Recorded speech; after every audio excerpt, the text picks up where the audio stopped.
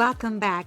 This is our 11th episode, believe it or not. And what's really exciting is I just recently looked at the stats, and it said that 112 cities out of 26 countries tuned into Heart of the Frontlines podcast so far. We're so excited. I hope the number is going to grow. The other thing I realized since we've been doing this, that we're creating an online community. People are coming onto our website, they check out our digital libraries. And I recently just added a self-care corner, which, believe it or not, is actually very popular. So people are drawn to these recipes. I talk a lot about my Hungarian soup, chicken soup, which is really just the goat for your soul, not just when you're sick, but when you have a really, really hard day. And the recipe got so much hit online. It's incredible. And there's also another detox soup. But anyways, I decided to do an episode on how I healed from human trafficking. And the truth is, I'm still healing. But the reason why I decided to do this episode, because again, I just did a workshop recently. And in that workshop, we really just focused on the healing journey, which was extremely well received. And over the last 5-6 years, a lot of service providers and frontline workers just asked me, how on earth you're still standing after everything you just shared? Well, the truth is, for, like I said, many years, I only talked about what happened to me, but I never really talked about the healing journey. So that's why it was hard for people to understand the healing part. Also, my book, my memoir, Out of the Shadows, it's 90% really talks about what really happened to me. And it has I think, one chapter of happy ending. So the truth is, I've been on a healing journey for 28 years. And I think most service providers are also trauma survivors. So I think a lot of you will be able to relate to specifically to what I'm going to say here. And I also just want to say is the healing journey is very personal for everyone. So I'm going to share mine only because I've been asked many, many times. And I just really hope that this is going to be helpful one way or another. So like I said, in this episode, due to this very popular question over the years from the audience, how did you heal yourself? I'm going to break that down as much as I can in 30 minutes. But to summarize the steps, it was the very first step was the realization of what human trafficking actually was and that I was a victim of it. And how did that help me to basically start me off on this massive healing journey? And then the next step was where I started sharing my story, and how did it help me sharing my story, and how did it help me help others? What did that do to me as a survivor while I was working with other survivors? Was it traumatic? Was it healing? Well, it was mainly healing, but we'll dig into that. And then the stage where I realized that I really want to know a lot more on how I got here and how I became a victim of this crazy crime, and getting mentors. I read it in a book somewhere to get mentors. It's going to be really helpful. I had no idea how much that would change my life. And of course, they talked about having healthy relationships, which I never understood what that would mean until I met the love of my life. And that was a huge stepping stone, healing so much, obviously, sexual trauma and feminine trauma and all that stuff. And then, of course, finding science, and specifically brain science. So I'm going to walk you through each stage. Like I said, hopefully it's helpful. If not, then you got to spend some time with me and listening to my yaka, yaka, yaka. Let's dive in. So just kind of take you back a little bit. I was trafficked into the sex trade for 3 months in 1998, from April till August. Well, it's a little bit complicated, but really I was in it for 3 months. I escaped at the beginning of August in 1998. And there was a lot going on. Went back to Hungary, mafia found me, came back to Canada, tried to hide here. But eventually I met a police officer. His name is Mike. And with his help, we basically laid charges, and there was a court case. Long story short, the point is that basically that happened in 1999, but all the way till 2008, so almost 10 years, I tried to live my life in Canada. I was here for a court case. I had no support. I had no family. I had no money. I mean, I worked on 4 jobs, but for some reason I was always broke. And we talk about that in another episode, when it comes to financial trauma.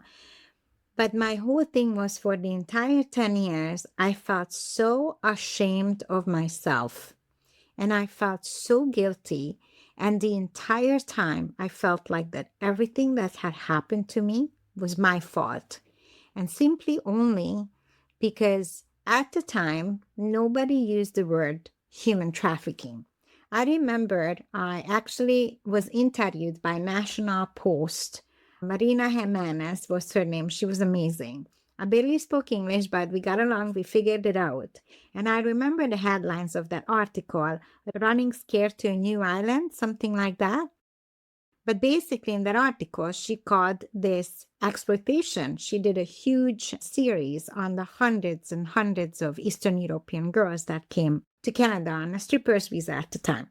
So anyways, we had a lot of conversations. And again, at the time, it's called exploitation. There was no laws. Nobody was talking about what human trafficking is. Nobody really understood what human trafficking was.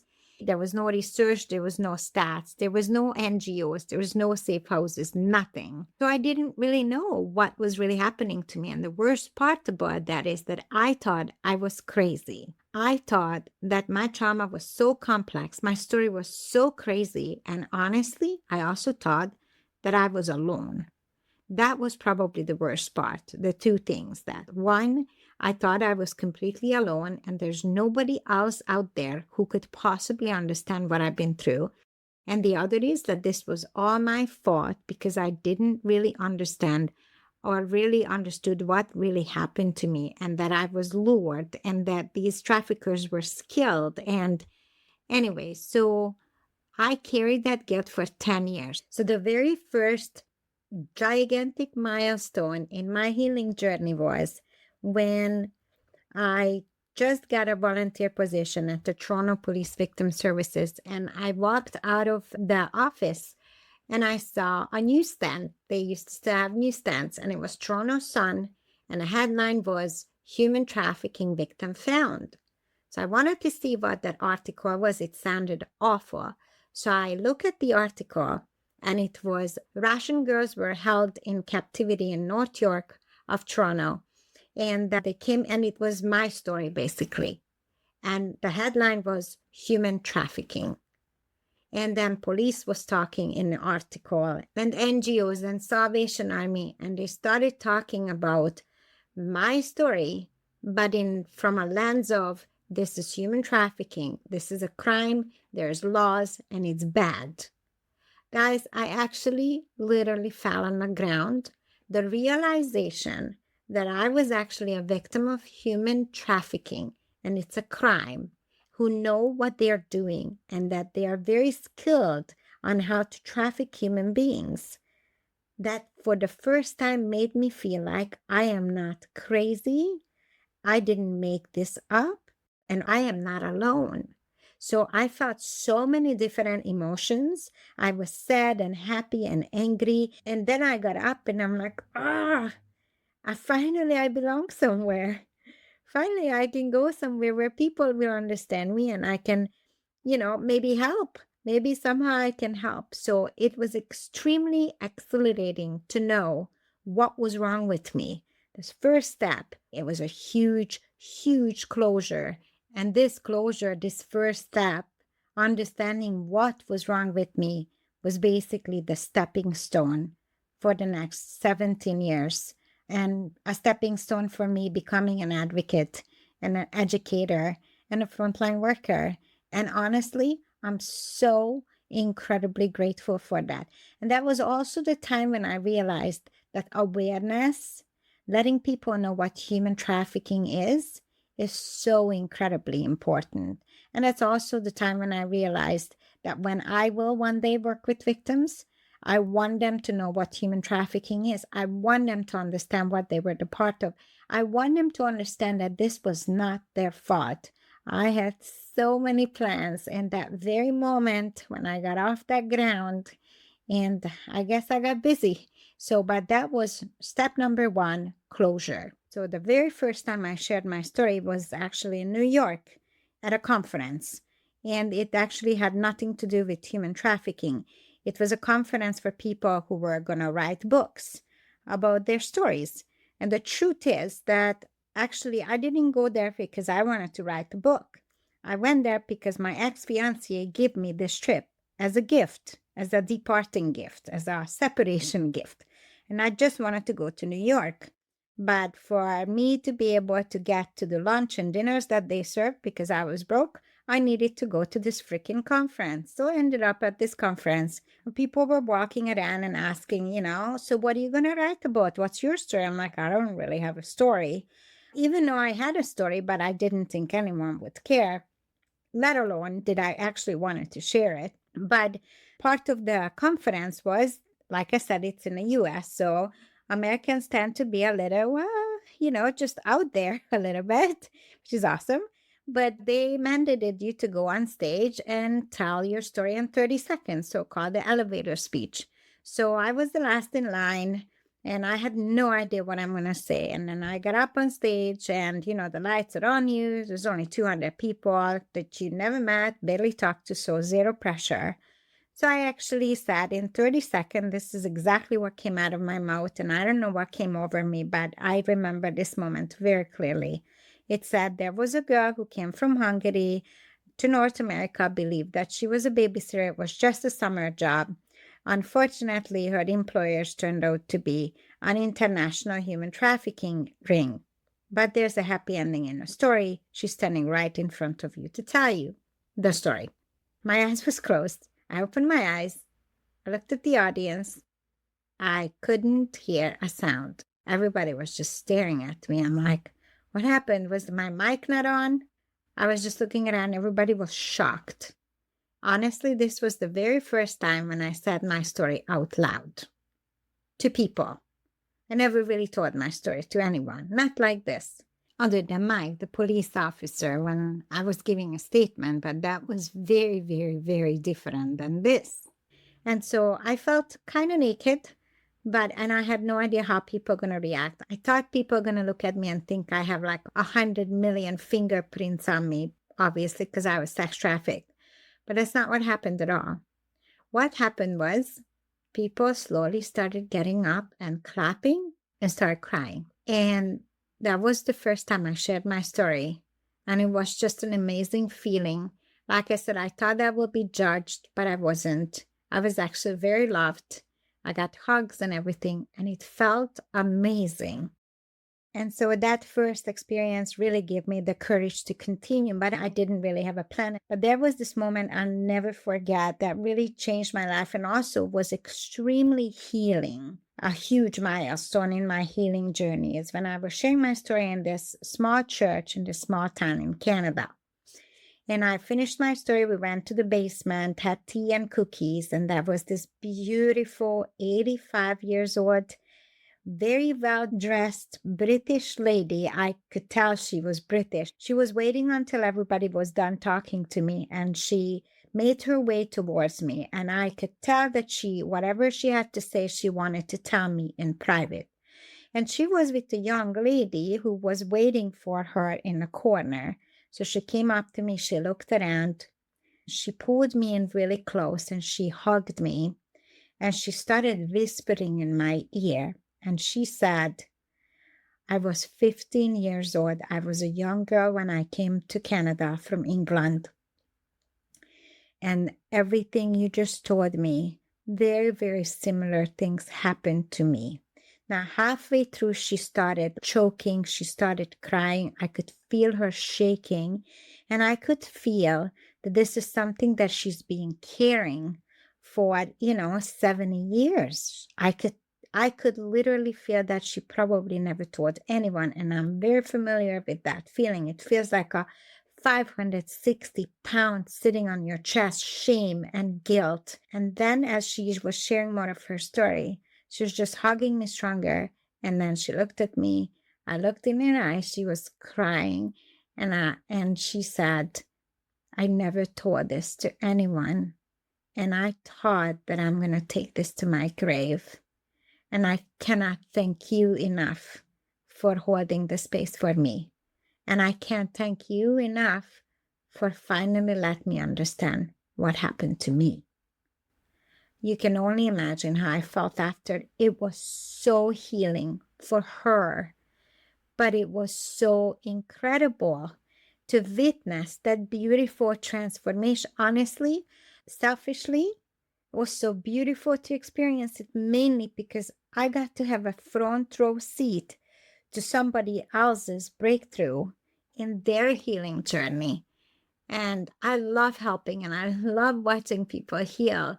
So for me, that was like a moment absolutely priceless. Priceless. I'll never forget that lady. I don't know if she made her transition since then. It's been 15 years. But I cannot believe that I was so honored and lucky to be the one that she could dump this on, basically.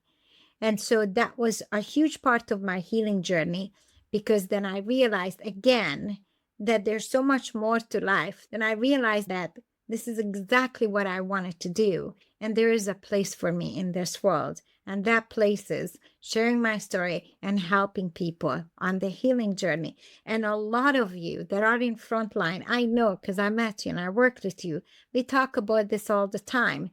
We all been through so much crap, and then we made such a good thing out of it, which is now we becoming the ones that putting our hand out and helping others in a way. So, but back to my healing journey, milestones, that was huge. So first, when I realized that I was actually a victim of human trafficking, which means I'm not crazy, which means I'm not alone. Second, when I started sharing my story, which means that I got to see and got to help people guide their healing journey, but also help raising awareness, which was also a huge deal.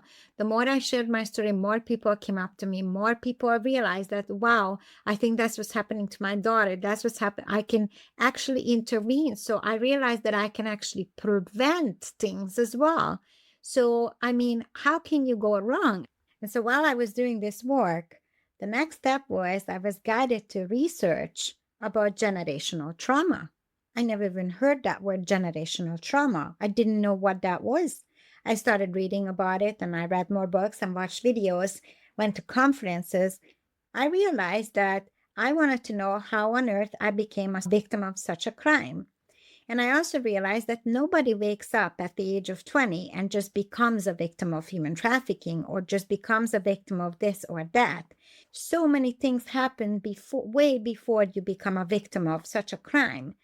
So that was mind-blowing and extremely healing to go down in a rabbit hole and find out where I come from, what generational trauma is, epigenetics, the fact that you actually basically inherit trauma.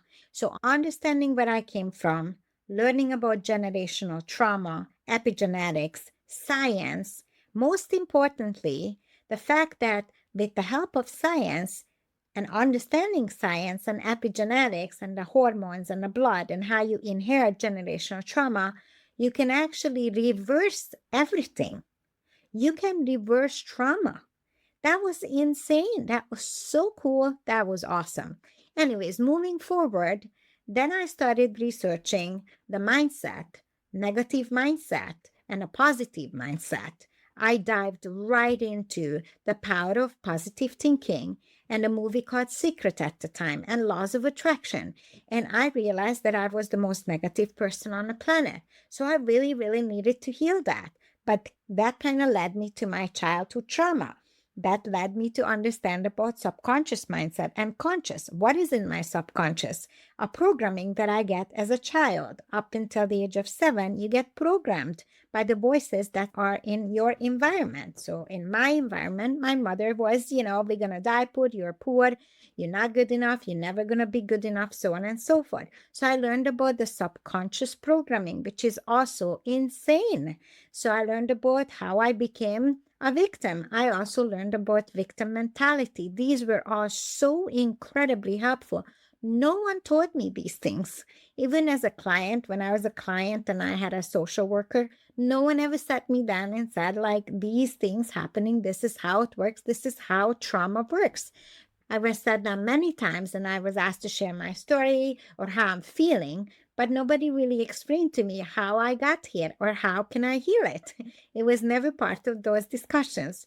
So that was another huge major milestone when I started researching, and I realized that I can take responsibility for my own healing. And here are the tools. These are the things that I can do for myself to heal myself. That was so incredibly freeing. So that was the first 10 years after I realized that I was a victim of human trafficking. So by this time, I was about 33 years old. And then I got myself a mentor, and he was absolutely amazing. His name is Robert Hooper. He's a lawyer from Hamilton. And we have a very long story, and we will do an interview as well. But he became basically one of the surrogate father. I look at him like a father figure, even though he's not old enough to be my father, but he was everything that I ever wanted in a father. I really wish I had a father like him. He taught me everything. He taught me about money. He taught me investments. He taught me how not to have a victim mentality. He taught me how to be an entrepreneur. But most importantly, he taught me how to believe in myself. He believed in every single thing I've done. And so just incredible. He wasn't the only mentor I had. I had several mentors. I'm so incredibly lucky and grateful to have them in my life. Again, having a mentor was so incredibly healing, and I learned so much. And again, I'm just incredibly grateful. And then I met the love of my life, and I usually don't talk about him because everything else is so public about my life. But what he taught me, and I mean, I can't even, there is not enough time in this podcast that I can tell you how much he was able to help me heal.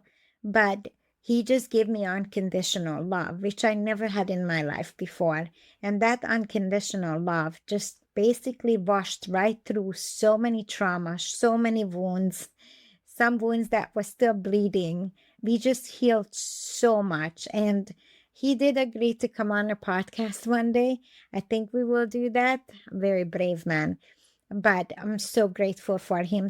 He also ended up marrying me, which I never ever thought that a girl like me with the story like I had, coming from a background I came from, I could ever put on that white dress and have a beautiful ceremony, have friends and family together. That was never in the cards for me. I never thought anyone would ever see me as a marriage worthy, as a good girl, so to speak, as someone they want to spend the rest of their life with. And he gave me that such a gift. And like I said, to this day, he's giving me that gift, that beautiful unconditional love. As you can tell, the healing journey is very long. And it's like an onion, and the trauma is like an onion. You peel it, and another layer, you find another layer, and you find another layer, and you find another layer. And just when you feel like okay, you got to everything and you should be okay now, another trigger hits, and then, okay, what is that all about? Why did I have a complete meltdown in a grocery store when I looked at Italian wedding soups, But that's life, and that's life after trauma. And, at the end of the day, I keep saying healing is very personal for everyone. I'm just sharing my milestones because some people can relate to it. Some people have a good laugh, so on and so forth. They can take bits and pieces out of it. And while we are on this topic still, the last thing I want to say is if this was an Oscar speech, who I can thank that I'm still here, I definitely don't want to miss out thanking my cats. I had cats since I've been in Canada. I had two cats that were very consistent in my life for 20 years, actually, and Mario and Forrest, and I just loved them so much. But they did two things for me. One, they were always home when I got home. I was never alone when I was home. They curled up with me. We had our thing. They came to bed with me. They followed me everywhere. I felt like I was needed, even in a very, very dark moments when I just wanted to end my life. And there was a few times I just couldn't do it. I didn't want my cats to go into a shelter. So they really held me together at times when there was nobody else around. And the other thing is, like I said, I never felt alone. I felt like I had a little family. So honestly, just massive thanks to my cats. And towards the end, when I got out of, survival mentality and constant crisis and life kind of settled in, I was finally able to develop hobbies or things that I always would have loved to do, but I never had the time or money. I was broke. And I think having a hobby is really just self-care. It really is just a time and space that you give to yourself and you do something that you absolutely love doing. In my case, that's cooking and baking, home decor, and I make these bath products. Before COVID, I started a side business where I employed survivors of human trafficking. And we started making bath products like lavender salt and lavender roll-ons and bath tea bags and all kinds of goodies. And during COVID, of course, we had to take a break and close the store. And now we just have a small private facility and we still make these products. So if you're a frontline worker or a police officer and you have a big court case with many, many victims, please reach out to us because, again, we make these court support packages for the survivors. But anyways, back to the final thoughts on this episode and the healing journey. To sum it up, after 28 years of being on this crazy healing journey, the most important thing that I figured it out is I think the reason why I was doing it, why I was so determined to get better and feel better, because at the end of the day, I just wanted to have more good days than bad days. At the end of the day, I was tired of being in crisis mode, survival mode. I was tired of having victim mentality, and I was tired of a life that was just exhausting all the time. The other thing about the healing journey, you can never get it done. It's never going to be done. You're never going to just be wholly healed, I don't think. I think you're going to get better and you're going to have way more good days than bad days. In closing, again, the last couple of years was where I found some incredible material through science on how to heal trauma, through brain science, generational trauma, epigenetics, subconscious mind. That was absolutely mind-blowing, which is why I created that course that walks you through step by step from literally generational trauma from the science perspective, childhood trauma from the science perspective, victim mentality from science perspective. And when I say science, I'm saying brain science, hormones, blood, which eventually feelings, and feelings create thoughts, and thoughts create action, and how you get stuck in the same cycle over and over again. And believe it or not, it's all because of hormones and blood and things that you inherited. It's nuts, but it's so freaking cool. If you guys want to check it out, please go into our digital library. I will put all the information there. Anyways, I really appreciate your time. I hope this was helpful. These were just my little milestones on how I healed so much crap in 28 years. And again, in my case, I realized this, I guess halfway into my healing journey, that I can never get this done, and that's okay. But if I can just get to a place where I have a better life than I had before, I'm okay with that. So I don't know, take it for what it's worth. Again, I hope this was helpful. Thank you so much for tuning in, and let's reconnect in the next episode.